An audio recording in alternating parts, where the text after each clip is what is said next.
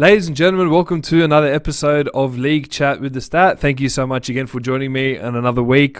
You should know me by now. I'm your host, Stat, and we are going to go through everything round 16. It was, again, another interesting round that played through. A lot of blowout scores, so let's get straight into it. We've got a lot to cover this week.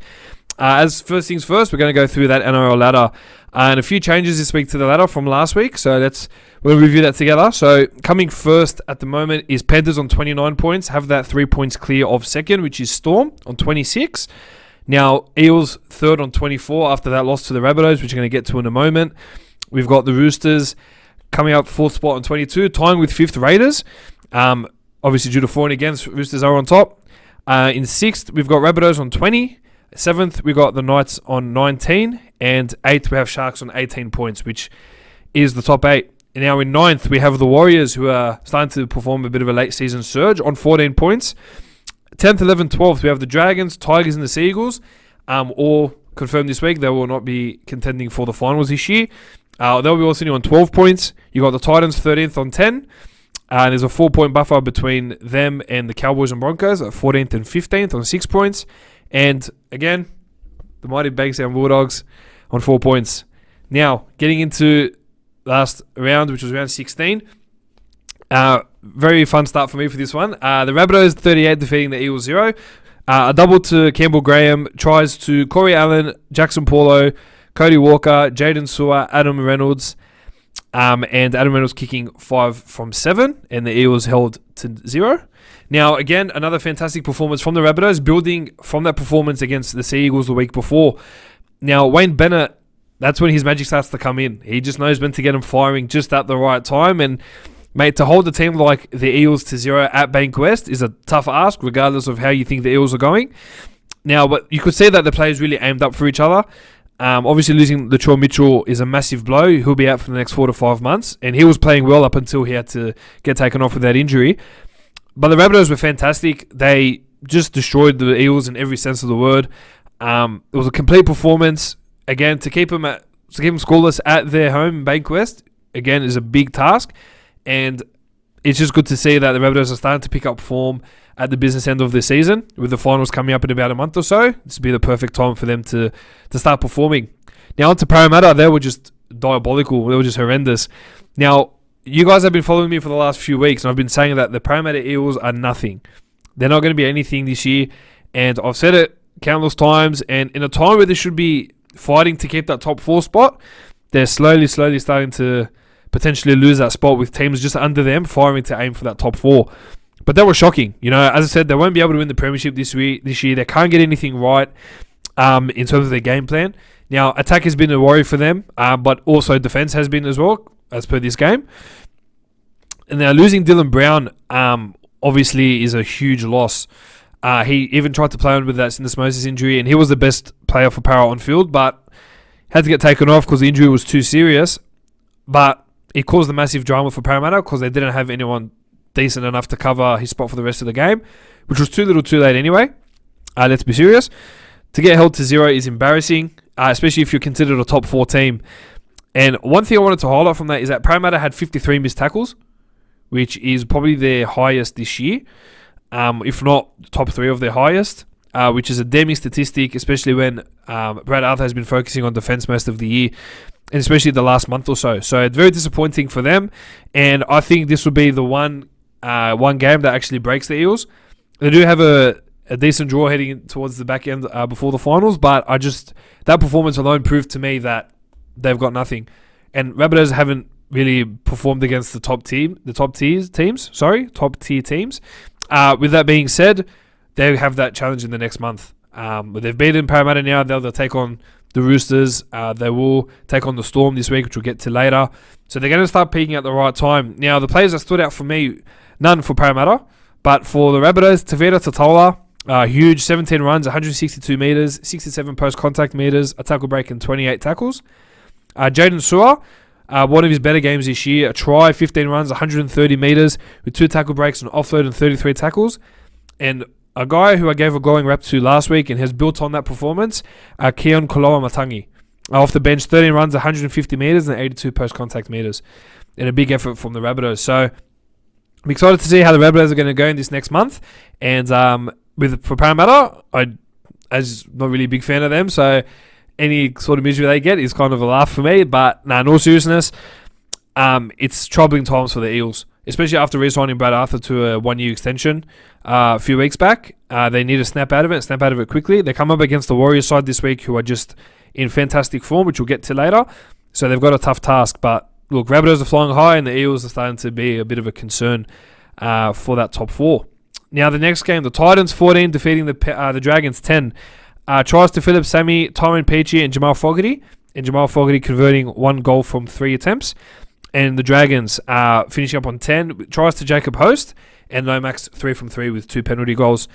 Now, it was quite the entertaining game. There was the lowest halftime score all year, 2-0.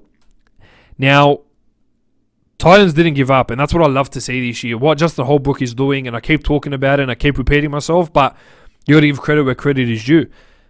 Now, Justin Holbrook has been doing amazing things there, which he did get his contract extended as well, which shows that the board that they've got a lot of faith in what he's trying to do with the team at the moment. But look, can I just say, Jamal Fogarty, he's stepped up in the last month, and AJ Brimson, since come back from injury, has really been guiding the Titans to some decent wins in the last month or so. They've obviously copped a few heavy losses, one including to the Raiders last week, but they didn't give up, and I think that's the one thing that I took from that game. They did not give up.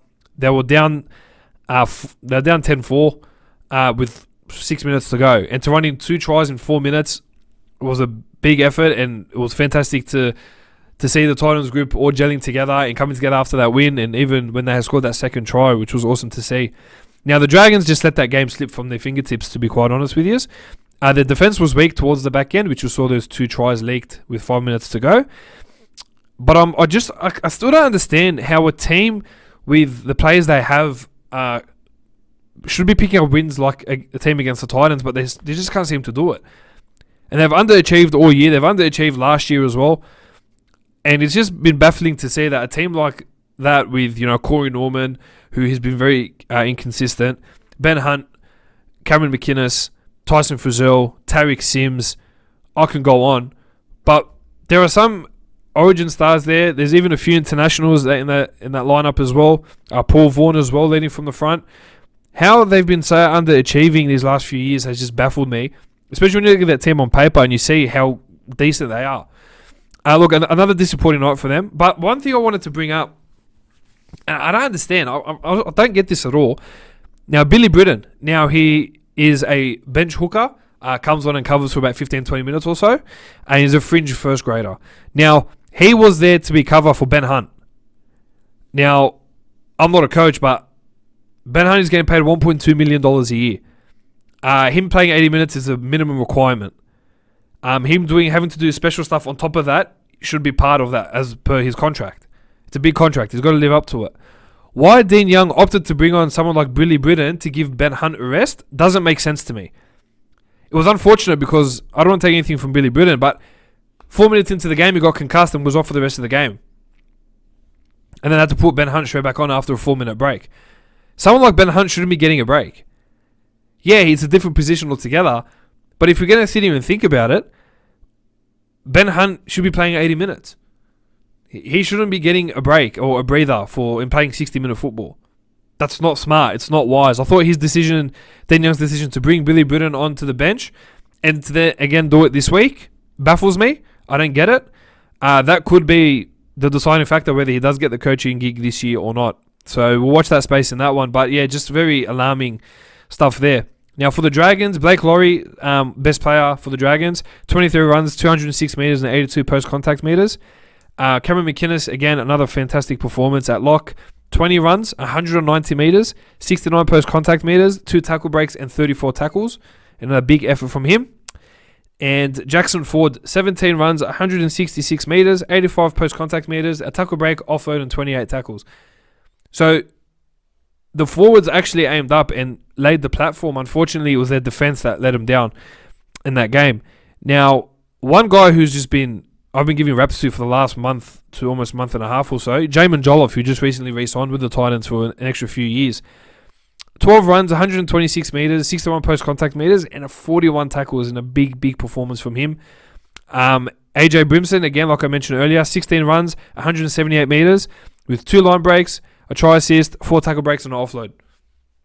Big performance there from AJ, and continually having him in that side is really lifting him, especially in this business end of the season.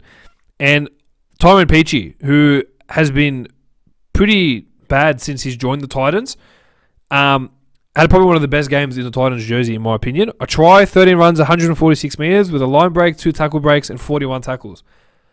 It's a monster effort from Tyrone Peachey, and for the rest of the year, I reckon he should be at lock and shouldn't be coming off the bench and filling in at centre or filling in at 5'8", or filling in somewhere in second row. He should be at lock. He did well in those other positions at Penrith. Unfortunately, with the Titans, he's best suited at lock, especially with Jai Arrow out, and not sure when he'll be back, either this week or the next. But he played so well, Tyrone Peachey, and I've got to give credit to him where credit is due. Now, the Roosters 58 defeating the Broncos 12. For Roosters, tries to Sitili Tupanua, a double to him, a double to Josh Morris, and a double to Daniel Tupou in his return. And single tries to Isaac Liu, James Tedesco, Nat Butcher, and Brett Morris, with Kyle Flanagan kicking 9 goals from 10 attempts.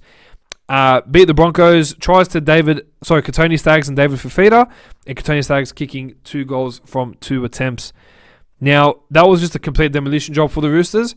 Again, another club that were just going through the training paddock against the side like the Broncos, who have just been shocking all year. But I think the one thing I can take from that as well, and I'll build on it, is that they're still without a full side. They're still missing a lot of players. Mitch Orbison, Angus Crichton, Sam Verrills, Victor Radley. There's a lot they're still missing. Luke Keary was missing as well. And 58-12 against the Broncos side, even without their full-strength side, I think it was a massive testament to the depth they've had at the club. But James Tedesco was just unreal for me. And he's been quiet the last couple of weeks, but not quiet in the sense that he's done nothing, but he hasn't been big in his attack and his stats. But his stats proved that this week. A try, 24 runs, 217 metres with a line break, 4 line break assists, and 5 try assists. Really helping out the halves there and getting himself more of the ball to provide those opportunities for players like Tupanua to go over, for Brett Morris, for Josh Morris. So another phenomenal effort from him. But the Broncos are just... Look, again, shocking. I thought things would turn now that Seabold has been officially parting ways with the Broncos this week. Obviously not. They are currently sitting at minus 301 in the points differential. That is huge. I know that the Titans sat somewhere higher than that last year, or maybe just a bit under that. I want to find out and get back to you next week on exactly the highest points differential there, but that was just... It just sums up their year. They've been crap all year since the resumption of this NRL season. And look, it's not good enough. You know, you're still a professional organisation. Even with the players that you cover, you still need to defend and still need to put in some effort. 12 points, not good enough. Again, Tom Dearden, I would be re-signing him on a big deal and keeping him there for as long as you can, because Brodie Croft has deemed to be useless, and having him off the bench was just not worth it. When you could have put someone else there to try to do something. But look, they did miss Payne Haas, and it was sad to see them go down again, getting smashed. But the defense through the middle was just a joke. So many times with Tupanua went through, Isaac Liu scored a try under the posts untouched. Nat Butcher made a 50-minute break, and Darius Boyd tripped over and didn't cover that defense. And I'm just like, he's done, Darius Boyd. I still don't know why he's playing.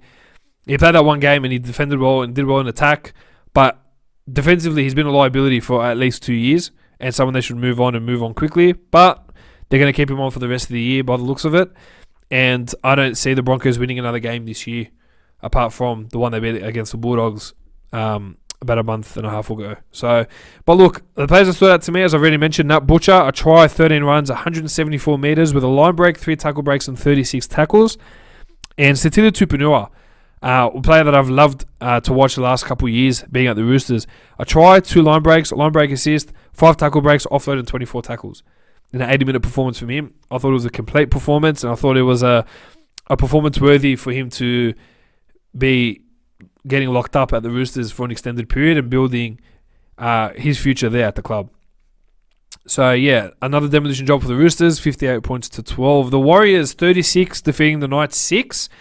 Try double to Pompey, Roger Tuivasa grabbing a double as well, and George Jennings and Jazz Tavaga scoring as well. Shino Harris-Tavita converting 5 goals from 6. Defeating the Knights with Gamat Shibasaki scoring a try and Ponga kicking 1 goal from 1 attempt. Now, it was a dominant performance by the Warriors. 8-6 half-time. Very close game. Both teams were still in it.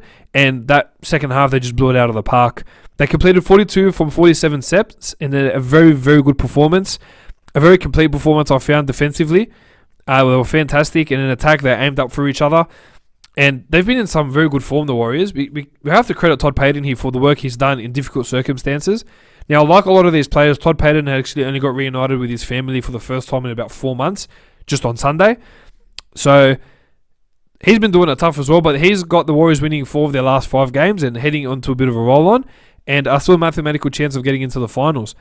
Now, they defeated a side in Newcastle Knights who were woeful, very bad. Again, another game that they should have won against a team like the Warriors, and considering the circumstances and them not being as strong of a team, but they were woeful. 6 errors in 22 minutes.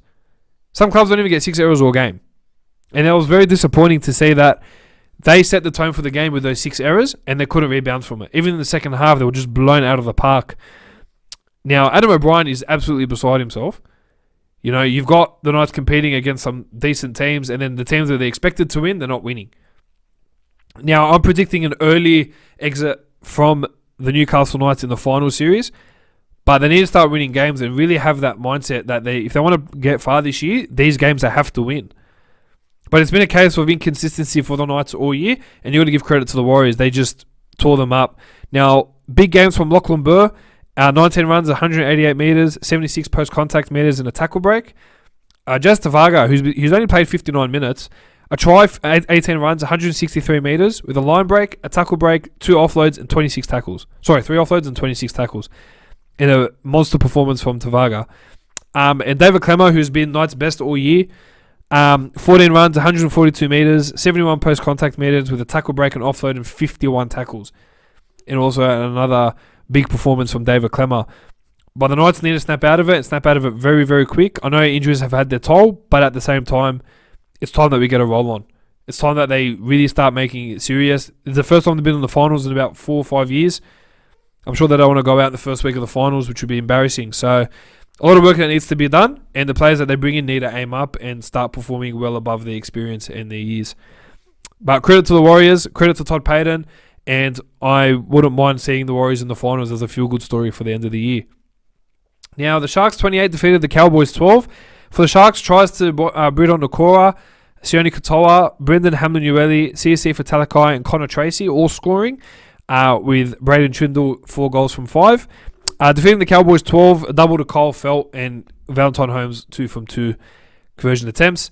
For the Sharks, it was just a matter of no Johnson, no Townsend, and no Moylan. Turned out to be no dramas at all. They dominated them. And I thought the halves in Connor Tracy and Braden Trindle were fantastic. Braden Trindle especially really caught my eye. That first half was some unbelievable football he played. And Connor Tracy directing the team around the park. Finally good to see him finally get that starting spot, even though there are some players there that are ahead of him in the pecking order and with the injuries that were there. Connor Tracy had a tough couple of years with ACL injuries, but it was so good to see him run out and put on a dominant performance. And it was good to see that from the Sharks, but the Cowboys, they lost Michael Morgan about 20 minutes in, and it was game over from there. It was game over even from when the game had started, but on top of losing Reece Robson and Jason Taumalolo, they're now going to lose Michael Morgan for another 3 to 4 weeks. And it just, look, their season has been a joke. It's been just an absolute circus, bit of a shambles. Not much doing for them this season. They've been very inconsistent. Some of the players they brought in thinking that would step up. You know, Valentine Holmes, I thought hasn't been terrible this year. I thought he's been okay. Obviously came back from a successful game. This game obviously being out injured for about 8 or 10 weeks. But it's been good to see him coming back and fitting into the groove of things. Good to see players like Hamilton Tabuai-Fidow, who has found his feet as a player for the future. But yeah, big red line through the Cowboys for 2020. Not a pleasing year for them, and very disappointing to see that from them. Now, with the announcement of a new coach imminent, we should see some improvement for next year, but we'll get to that a bit later on in the podcast. Now, Toby Rudolph, 16 runs, 160 metres, 71 post-contact metres, and 24 tackles, and a monster effort from him, and one of my Rookies of the Year contenders, Toby Rudolph, been a fantastic season, and he's just building on that.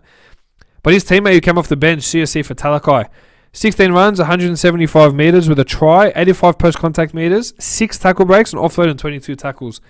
A dangerous player, this Talakai, and they've obviously locked him into the end of next year, but I would be looking to probably pencil him in for another few seasons. Been a dominant performer this year for the Sharks, and considering how he got sacked from the Rabbitohs and he almost lost that career, good to see him have a career revitalised and playing some phenomenal football. Now, the Panthers 30 defeated the Tigers 6 at Penrith Stadium. For the Panthers, tries to Jerome Luai, Liam Martin, Brian To'o in his first game back, with Stephen Crichton and Josh Mansour, and Nathan Cleary kicking 5 goals from 6 attempts. And for the Tigers, a try to David Norfoluma and Mbai kicking that conversion. Now, it was a slow start from the Panthers. Wasn't the start that we were expecting. They did have Coruscant and Kickout out in that game as well. But look, they've gone 11 straight. They're showing no signs of slowing down. Even with that slow start that the Tigers got, over them in the beginning with that chip kick from Benji Marshall over to David Norfoluma, which was wonderful to watch. Tigers unfortunately couldn't build on that, and they were dominated in every area of that game. They were just dominated all over the park. They missed about 35 tackles. They made about 12 errors. They completed about 60 to 70% of their completed sets, which was pretty garbage. They lacked that go forward. And last week I mentioned how their go forward was abysmal with Russell Packer 3 runs from 15 metres. Thinking that, and the forwards did do a bit better, but none of them reached over 100 metres. Their highest scoring metre gainer was David Norfoluma for 149 metres. Which is very embarrassing, and it just shows the mediocrity that the Tigers are playing in at the moment. It's another year that they've missed out on the finals, and they've had to make some decisions around recruitment, which I'll get to a bit later as well. But they're still trying to amend the mess that Ivan Cleary made a few years back. But with the players that they've got, they're not happy with the kind of coaching Maguire has set on them, which is disappointing to see. But Maguire is definitely a coach that should be sticking around and trying to build for the future. I'm sure that once he gets all the money and they get a few decent signings in the coming years, they'll start to be a force again. But it's disappointing to see them miss out another year in the finals. The players that stood out for me were the wingers this week. Brian To'o, a try with 22 hit-ups, 224 metres, 89 post-contact metres, 8 tackle breaks with a line break, which is a phenomenal return from injury. And David Norfoluma, who has been Tigers' best all year, a try, 20 runs, 149 metres, a line break, and 5 tackle breaks. And another dominant performance from him. But yeah, the Tigers are a club that's just accepting mediocrity at the moment, and the Panthers are 11 straight flying high and could potentially carry that momentum into the grand final. Now, the Storm defeated the Sea Eagles 30 points to 6. A hat-trick to Justin Olam, a double to Josh Adokar, and a try to Nelson Asafa-Solomona, with Cameron Smith kicking 3 goals from 6 attempts in his return from injury. And for the Sea Eagles, a try to Adam Fanua-Blake and Garrick converting that from in front. Now, obviously, a dominant performance from the Melbourne Storm, considering that you had Jesse Bromwich, Cameron Munster, Jerome Hughes, and Cameron Smith all return successfully from injury. They didn't miss a beat, and they absolutely just demoralised the Sea Eagles. Now, I thought the first 20 to 25 minutes was a very competitive game. It had to about 6-all, and then Manly just dropped the ball after that. Now, Justin Olam has been scoring tries week in, week out for the last 4 weeks, and has actually been a constant threat. This is probably his best month of football he's played. He's a player that I haven't really been sold on, but this last month you got to give credit, as I said, and he's been playing some fantastic football. But I think the highlight from that was Cameron Smith's try assist for Josh Adokar, punting that ball 60 metres, aiming for that 40-20, and for Adokar to just chase that and score, and to catch Tavita Funa on the other side of the field, it was glorious. It's brilliant. I don't want to see Cameron Smith retire. He's killing it at the moment. He's leaving a lot of people in limbo with what they want to do in terms of that, but he's playing fantastic football, and he's playing like he's a 21-year-old, so aging like a fine wine, as they say. Now, as I said, the Sea Eagles only let themselves down and have eliminated themselves from the finals. It doesn't help that they've had injury-plagued year all year, and it's going to be a lot of soul-searching for this side to be able to get back to the top. And obviously, Tom Trbojevic not playing has only impacted that team worse over the last 7 to 8 weeks. So it's unlucky to see the Sea Eagles not make the finals this year, but with Des Hasler at the helm, they should be looking at bigger and better things next year. But they should be looking to finish this month off this regular season and finish off with a bit of pride to end the year. Now, the players stood out for me: Jesse Bromwich, 19 runs, 176 metres, an offload and 28 tackles. Teno Fasu Malawi, 20 runs, 182 metres with 2 tackle breaks and 28 tackles. Definitely were the ones that killed it. Just Olam ended up running for about 230 odd metres as well. And Adakar hit about 190 odd metres as well, which was good to see. And Adam Fanua Blake, a try, 16 runs, 152 metres with a line break, 5 tackle breaks, an offload and 27 tackles, which was good to see. And Mighty Tapau, actually only about 80 metres, which wasn't really great. But I did put in the assist for Adam Fanua Blake to score that try, so I was about to watch. And the last game of the round, for round 16, the Raiders 34 defeating the Bulldogs 20 out at Canberra. Now, a double to Tom Starling and Jack Wyden, and tries to Joseph Tapane and Hudson Young, with Croker converting 5 goals from 6 attempts.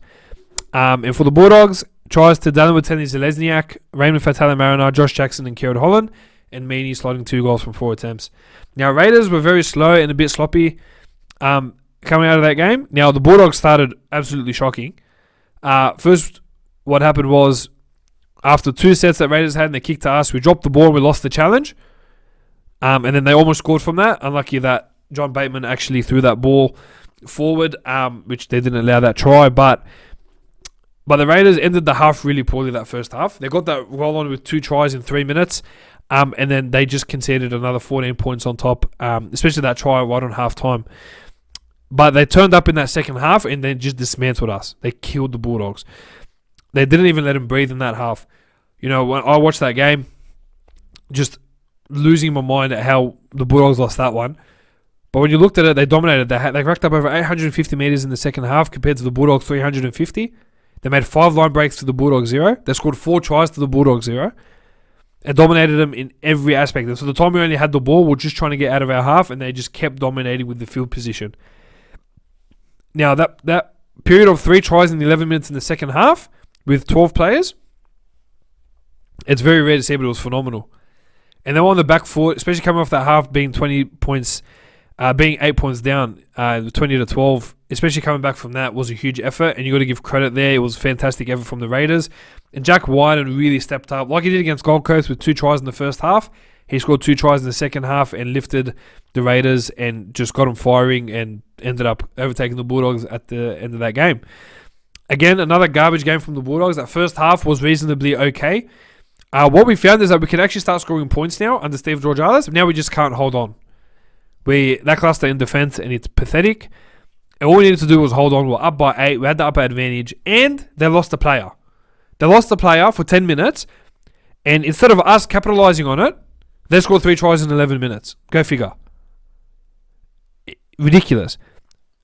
And it's just not good enough. I mean, I'm sick of it. Yeah, the players aren't there. Yeah, we don't have the experience. But how many weeks do we need to keep that as an excuse? The Bulldogs were poor. And I think Kieran Four needs to leave. This is where his experience needs to kick in. You know, his first return, his first game back in the return against the Dragons, we won that game. He was dominant. And while he's been playing some decent football, it's his house partner, Lachlan Lewis, letting him down. And with the signing of Blake Green for next year, which I'll get into a bit later, that'll help that'll be another experienced head coming into the club, which should help the halves there. But it's not good enough. And it's another game we could have won, kept the Broncos at the bottom, officially at 16th. But again, we just let it slip from our fingers. And to not score a point in the second half, again, is embarrassing in another game that we've just let go by the wayside. The only player that stood out to me was Josh Papali from both sides. 19 runs, 222 metres, 69 post-contact metres, a line break assist, a try assist, 2 tackle breaks, an offload and 29 tackles, and a 55-minute effort. Unbelievable numbers. And he just chose to come off the bench. He believed that was the best thing to do for the side against the Dogs. And I reckon he'll be starting against the bigger sides once, you know, with the Roosters coming up this week. I reckon he'll be starting up at prop. I don't think he'll come off the bench. But he's just getting his body to kind of rest up in that first 20 and then come on and just take the game away from there. So, you got to give it to the Raiders. They were fantastic in that second half. They turned it all around. And for the Bulldogs, it's just another game where we've just dropped the ball again. Now, that's the wrap-up for round 16. I want to take you to news around the NRL world. So much to get through that's happened in the last week, so we're not going to muck around with this one, so let's get straight into it. Like I mentioned earlier, Justin Holbrook has extended his contract for an additional 3 years. On top of his contract, rumored to be $500,000 a season. He'll be coming off contract in 2024, which sets the Titans up for a decent future. And with the players that they've bought, they should be looking at some success and believe he's the right man to lead it, which I also believe as well, which is a great signing for the Titans. Now, Anthony Seibold has officially parted ways with the Brisbane Broncos and has definitely coached his last game. He'll be going to spend the break spending time with his family and to figure out who has been behind the rumours about him on social media. Now, the Broncos, while we're on them, have re-signed Selwyn Cobbo, who is a 18-year-old fullback and centre. He was being chased by a few clubs. He's re-signed for another 2 years with the Broncos, and they'll keep him there till the end of 2022. He's the cousin of Chris Sando, the former Rabbitohs and Parramatta half, and they've massive reps on the kid, and we should see him playing in the next maybe year or two for the Broncos. Now, the Wayne Bennett has been linked to take over Queensland should Kevin Walters get the job at the Brisbane Broncos, which was another rumour that has been going around about Wayne Bennett. He's been linked to almost every club in the NRL at the moment with his coaching. So he's been now linked to the State of Origin side of things and been linked to return to Queensland. Now, Kevin Proctor is being chased by the Warriors and the Newcastle Knights, and as well as the Tigers in getting some experience. He's been a decent player, Kevin Proctor, for a few years now. And they believe that with him playing over 250 games, his experience will be viable for the younger second rowers coming through. Titans do want to keep him, even though that biting incident keeping him out for a month. Titans are still keen to keep him and want to have him sign on with the club and to be around for the good times that he should be experiencing in the next few years. Now, I mentioned earlier, Blake Green has signed a 1-year deal with the Bulldogs. Now, it does come a little bit odd considering he did do his ACL. From what I understand, he signed the deal a month before he actually did his ACL, and it just so happened that it was unfortunate he injured his knee. Now, the Bulldogs have signed Blake Green for a 1-year deal to take the spot of Kieran Foran, who has decided to reject the $450,000 1-year deal as he was looking at 2 years, and with his ratchet injury history, the Bulldogs couldn't guarantee him beyond the year. He didn't really agree to it, and now he's being courted by clubs like the Tigers and the Newcastle Knights, and a team that's a bit outside and a bit left field that could use his experience would be the Brisbane Broncos. I find it pretty poor taste from Kieran Foran, considering that he's only played about 19 odd games in 3 years and been on $1 million a season. Now, he knew he was going to take a pay cut. For him to not stick around is pretty poor, and it leaves a bad taste in the support in my mouth, definitely, and in the Bulldog supporters' mouths as well. So, disappointing, but we do have Blake Green, and he'll go around for a year. While people don't think it's a great signing, I think it's a decent acquisition for the club. Now, we're doing that so that we can potentially get Matt Burton in 2022 and to look at some other halves that are coming off contract in that time. So, Blake Green coming over is actually very good. Now, Luke Thompson is actually struggling since his return, since he's come back from England. Having spent 2 weeks in quarantine and playing 7 weeks straight, he was rested last week against the Raiders. And he has been struggling with not having family around and being in the bubble. Now, I know that the Bulldogs are trying to get his girlfriend to come into the country to kind of be his support. Unfortunately, if it didn't work for the Warriors trying to bring their families, I don't see how Bulldogs trying to bring his girlfriend is going to work either. But the Titans are keeping their head around it, and he was coached by Justin Holbrook when they won the tournament in 2019. So, I don't think he'll be released. Wouldn't surprise me if he does, but I think the Bulldogs, he wants to commit to the Bulldogs, but he's just struggling a bit with life at the moment. So, it's a bit of a tough one there. Now, Charlie Staines scoring 6 tries in 2 games for the Penrith Panthers. His management has been going around offering his client, Charlie Staines, to clubs for $500,000 a season. He's played 2 games. He's not worth more than $120,000, my opinion. I can't understand how someone who's scored 6 tries in 2 games, hasn't even played 2 full games, is suddenly worth $500,000 a season. You got a player like Payne Haas with a club like the Brisbane Broncos paying him $500,000 a season, who's playing Origin, played Australia, and plays 80 minutes every week. To offer his management, I don't believe it's coming from Charlie Staines himself. Seems like a pretty humble kid. I do believe it's coming from his management, just so that they can pocket some money for themselves.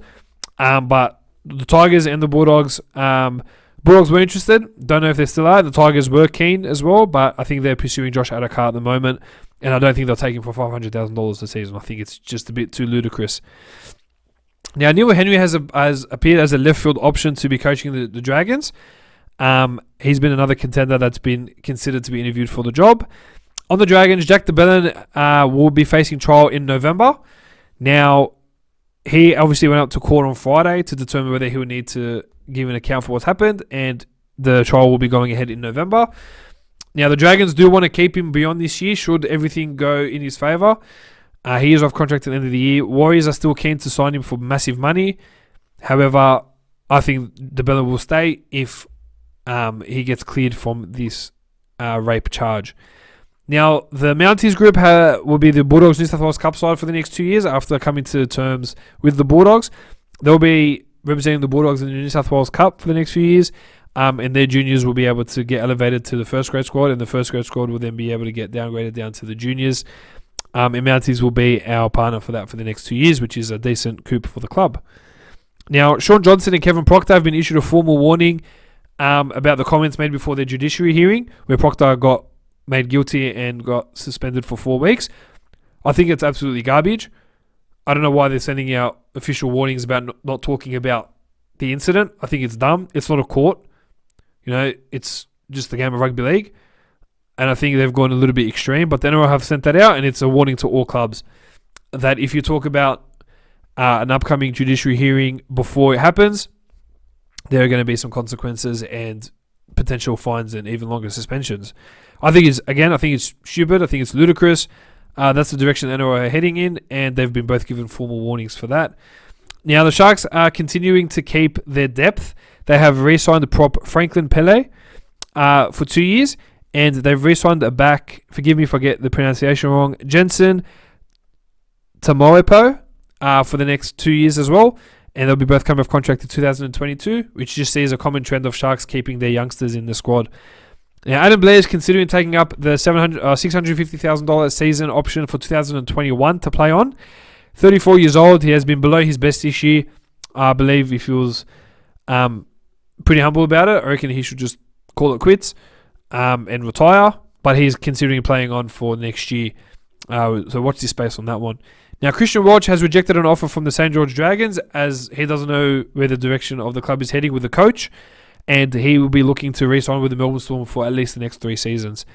It's a bitter blow for the Dragons, who are yet to solve and figure out who's going to be their coach, and to lose someone like Christian Welch, who has been on fire this year, is a big loss for them. Now, Wayne Bennett also has been linked to the Brisbane Broncos again as a operational manager, the football manager, with Kevin Walters to be a favourite to coach the club. The only thing is that Wayne Bennett will go if the whole board gets sacked, because that same board were the ones that terminated his contract before he went to Rabbitohs and brought in Anthony Seibold. Any chance of him going back is almost impossible. If for some reason the whole board gets sacked, then I expect Wayne Bennett to be there. Now, what I'm hearing is that Kevin Walters may not be the favourite, and it will be Paul Green that could potentially get the gig. Reason for that is Paul Green has recently coached the Cowboys and developed their players and won them a comp as well. And Kevin Walters doesn't have NRL experience, and while a lot of the ex-players are backing Walters, a lot of it is leaning towards Paul Green there. So, on the topic of coaches, Adam O'Brien is interested in bringing his good friend Anthony Seibold to the Knights, should an opportunity open up for the coaching staff. Now, David Furner at the moment is being courted by the Bulldogs and the Dragons to take up an assistant coach role, like I reported last week. But only if that spot opens up, they could look to bring Anthony Seibold in as an assistant coach, just to be on par with Adam O'Brien. Now, Anthony Seibold as an assistant is pretty decent. As a head coach, obviously, he's not that great. To bring him as assistant will kind of revitalise that confidence in him and potentially give him a gig in the years to come. Now, the Cowboys are going to set to be announcing Todd Payton to be the coach for the next 3 years of the club. They've looked at the phenomenal effort he's done with the Warriors this year in the tough circumstances, got him winning 4 of their last 5 games, and the Cowboys are willing to take a punt on him for the next 3 years to get that club rebuilt, which is a good sign there. Angus Crichton may have to take a pay cut, as the Roosters are wanting to upgrade and extend the contract of Sitili Tupanua, who has been playing some phenomenal football recently. Now, Huawei, the phone company, has ended association with Canberra as their major sponsor due to the COVID-19 pandemic. Now, Huawei will still feature as a sponsor, at the back of the jersey, but they will no longer be a major sponsor, and Canberra will need to find a major sponsor from 2021 onwards. Now, the Seven Network are looking to steal Origin and NRL from Channel 9. They're having a few indifferences with Cricket Australia at the moment, and a deal may have been broken down there. With the NRL season, with Channel 9 programming with the NRL and streaming their the footy games on Channel 9 to the end of 2023. Seven are looking to try get in from after 2023 through to the latest deal, which is 2027 with Fox. One to watch out for. I don't want it to go to Channel 7. We should keep it Channel 9. Unless you move everyone from 9 to 7, which I don't think will happen either. But 7 Network are pretty serious in trying to get them on. But the NRL are in no rush to discuss that at all. So it just could be a matter of wait and see. Now, ISC has extended the partnership with the Raiders to continue making their jerseys. ISC have many affiliations with different clubs in the NRL, and it's good to see that they've extended their partnership with the Raiders. Now, St. Helens, the Super League club, are chasing John Asiata and have thrown a massive contract at him for the next 3 years, which has been tabled, and it's just a matter of John Asiata wanting to go over. I know he's still being courted by the Titans. Maybe hard for him to get that starting lock spot with the signings that they've made already. If he does fail to go, then they will turn their attention to Bunty Afoa, who's been told his services will no longer be required at the Warriors. Now, Tevita Pangai Jr. has been spared the sack on a few conditions. So he's been stood down till the end of the 2020 season. The Broncos have appointed what is a mentor, and Tevita Pangai will work with that mentor up until the end of the season, until the end of the year. Now, he will also be barred from using social media.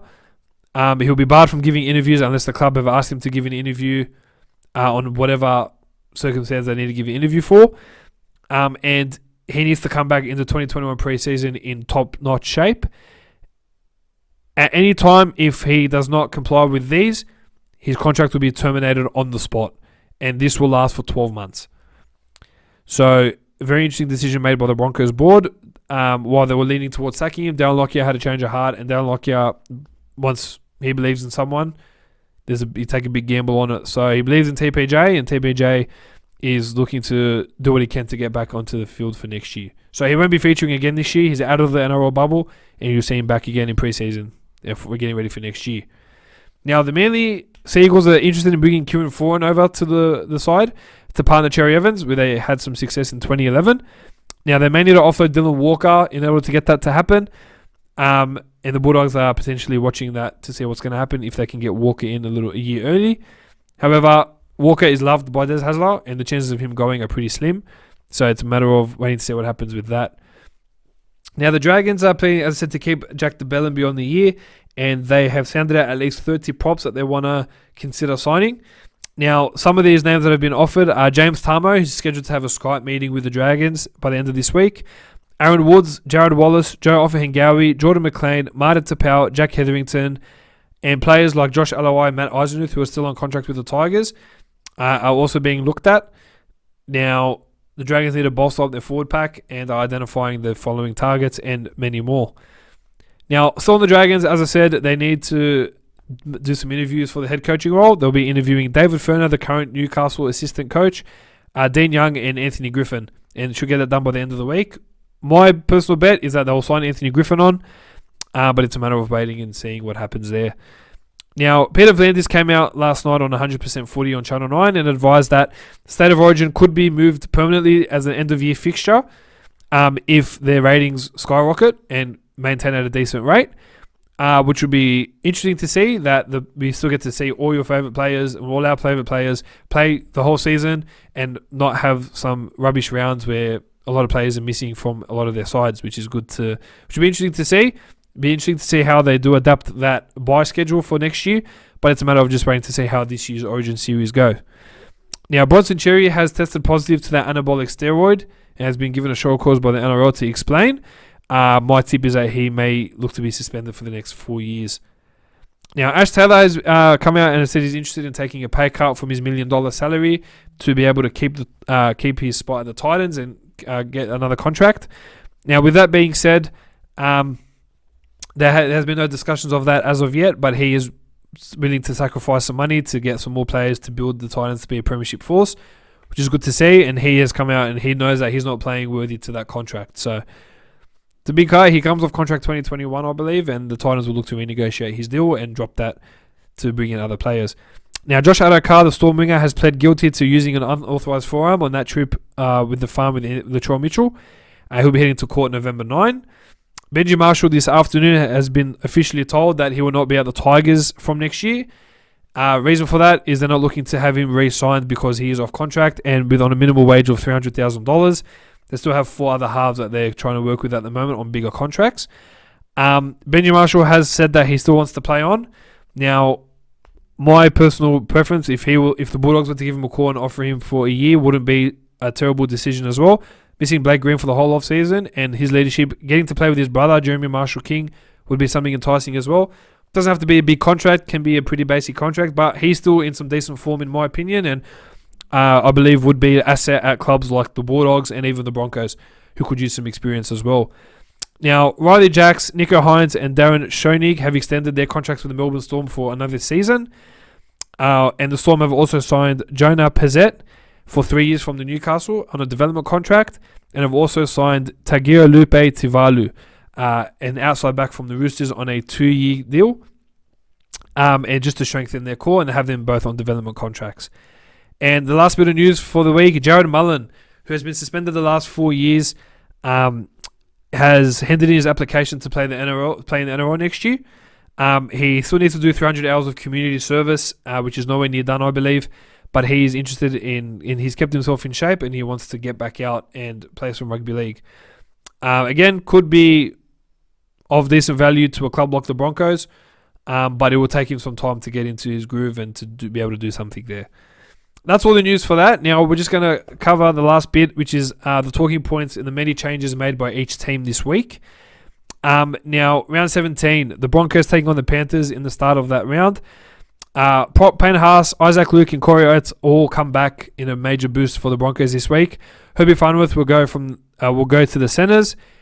Jordan Carr has been dropped, with Corey Pay also dropping to the bench and Brody Croft in the reserves, who's been dropped from the game as well. And Offa Hengawi is suspended, so Haas will come straight on for Offa Hengawi. For the Panthers, Viliama Kikau will return from suspension. Isaiah Yeo is out due to that sickening concussion from last week. Moses Leota will start at prop. James Fisher-Harris will go to 13, and Tyrone May will go start on the bench after his solid performance in the second row. Kurt Capel will make his return from that MCL injury that he suffered in round 4, I believe. And he'll take the spot of Billy Burns on the bench.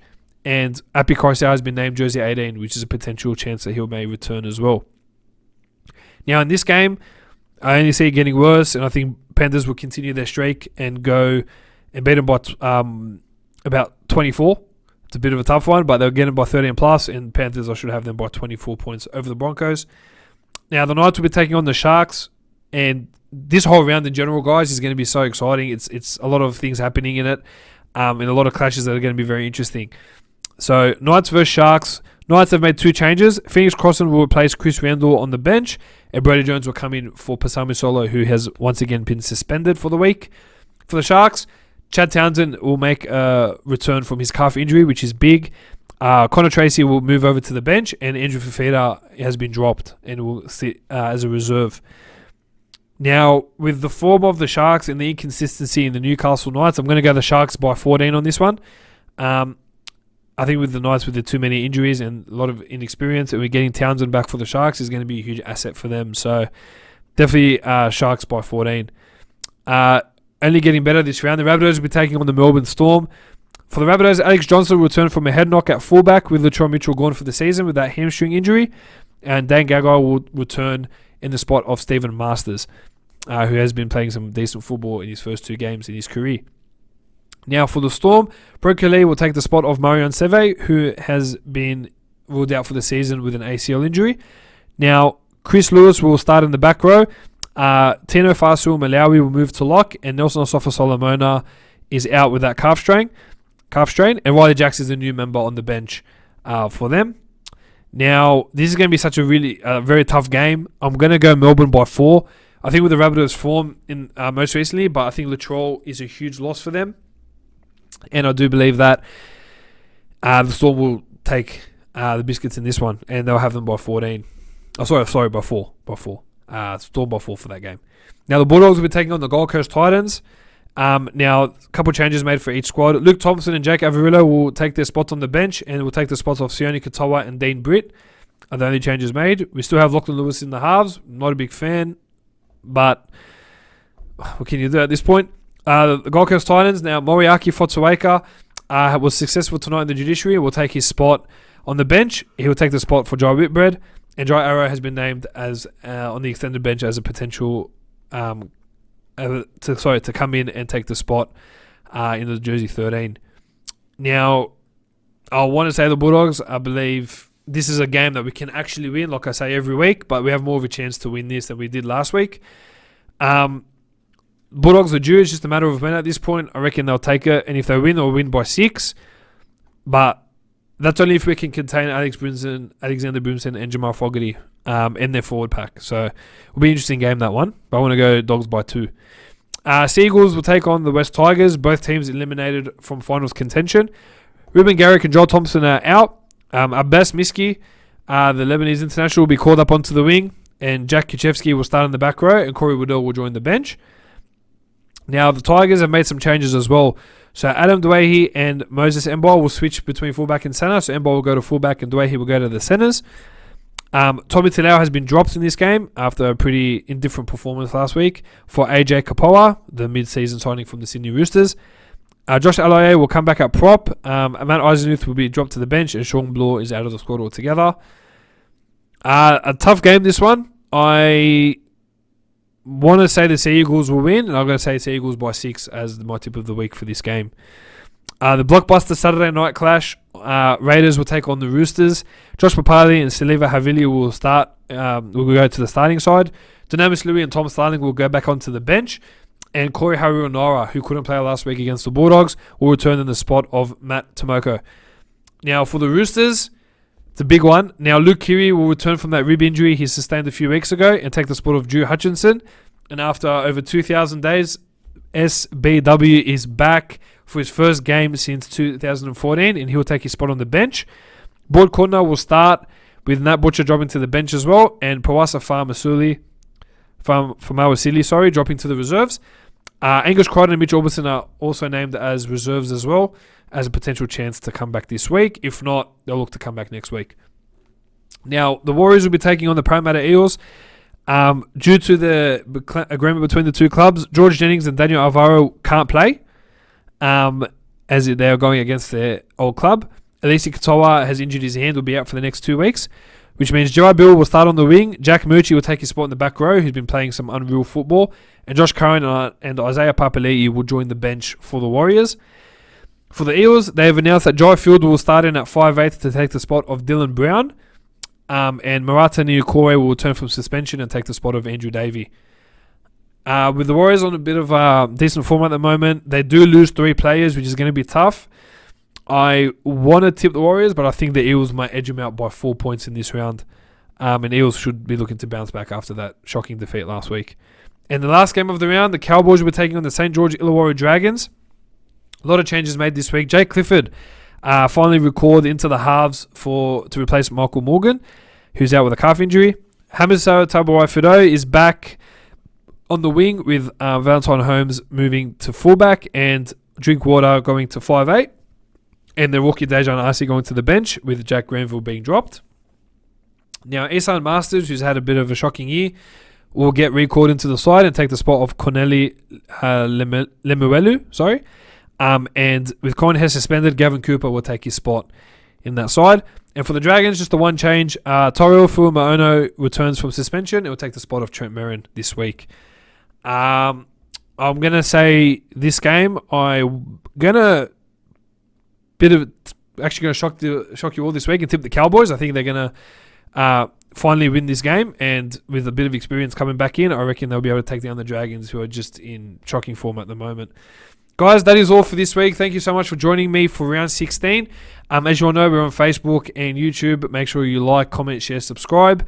And make sure you guys want to jump on. League chat with the stat at gmail.com if you guys want to jump on my podcast. Happy to have any one of you is available. And I was meant to have a special guest this week. It wasn't meant to be, unfortunately. Hopefully we can try to get something organised for next week. But look, appreciate your time. Thank you so much for joining us this week. Let's hope for another 8 from 8. We'll see you next week, and let's get ready for the head up to the finals. Have a good one, guys. Take care.